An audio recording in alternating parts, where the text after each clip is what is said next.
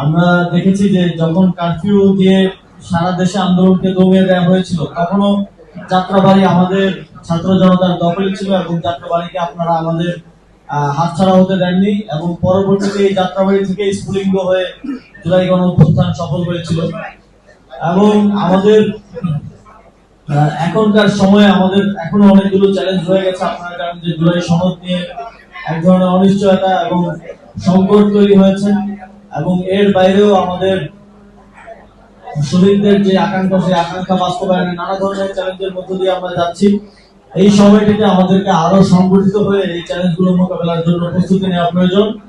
জুলাই গণ অভ্যুত্থানে যাত্রাবাড়ি যেভাবে ছাত্র জনতা নেমে এসেছিল, পরবর্তীতে আমরা দেখেছি যে আপনারা সেই ফ্লোটা ধরে রাখার চেষ্টা করেছেন, এনসিপি কে সংগঠিত রাখার চেষ্টা করেছেন, তবে সেটা যথেষ্ট নয়। আমাদেরকে অবশ্যই আগামী দিনে আরো শক্তিশালী হয়ে আমাদের রাজনৈতিক লড়াই এবং নির্বাচন is a part of the politics, সেটাও আমাদেরকে করতে হবে।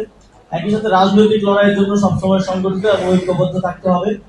আপনারা দেখেছেন যে আমাদের জাতীয় নির্বাচনের পর এক ধরনের জোয়ার সৃষ্টি হয়েছে সারা দেশে সাধারণ মানুষ এনসিপির প্রতি আগ্রহী হয়েছে। আপনারা দেখেছেন আমাদের বিভাগীয় ইফতার প্রোগ্রামগুলোতে কিভাবে সাধারণ জনগণ এসেছে এবং সাড়া করেছে।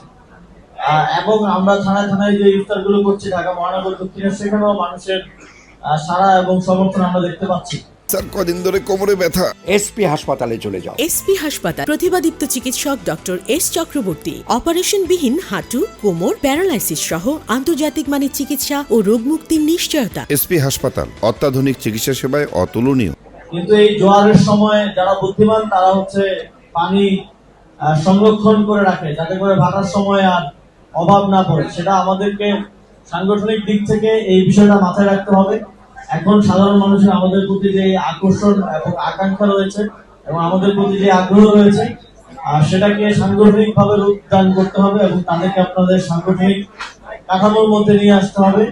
আমরা এই ঈদের ছুটির পরেই সারা দেশে সদস্য সংগ্রহ সপ্তাহ পালন করব। এর অংশ হিসেবে ঢাকা মহানগর দক্ষিণে আমরা সদস্য সংগ্রহ সপ্তাহ পালন করব।